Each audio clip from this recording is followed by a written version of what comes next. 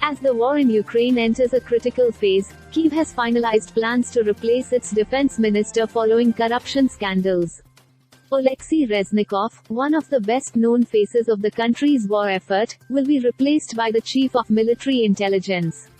Meanwhile, fierce battles are raging in the eastern Donetsk region, as Russia intensifies pressure on Ukraine to achieve a breakthrough after a series of setbacks on the war front. Ukrainian President Volodymyr Zelensky said Russia is stepping up its attack as it wants to do something symbolic before the first anniversary of its invasion of Ukraine and to avenge its string of defeats last year.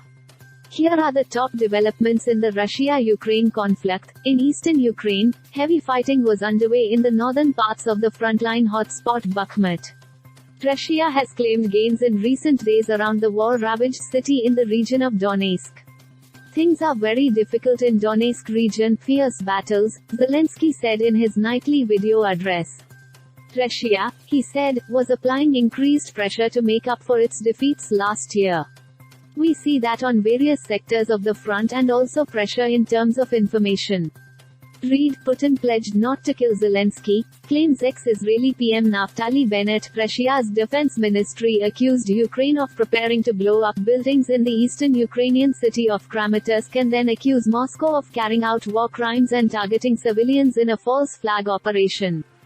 Without providing evidence to back its claims, Moscow alleged the attacks would be used by Kyiv to push for Western governments to increase weapons supplies to the country. Tainted by a corruption scandal, Ukraine's defense minister Oleksiy Reznikov is to be reshuffled into another government job. Reznikov will be replaced by Kyrylo Budanov, head of Ukraine's military intelligence, a close aide of President Volodymyr Zelensky. Reznikov's position had been under threat after it emerged the defense ministry paid twice or three times the supermarket price of food to supply troops on the front line.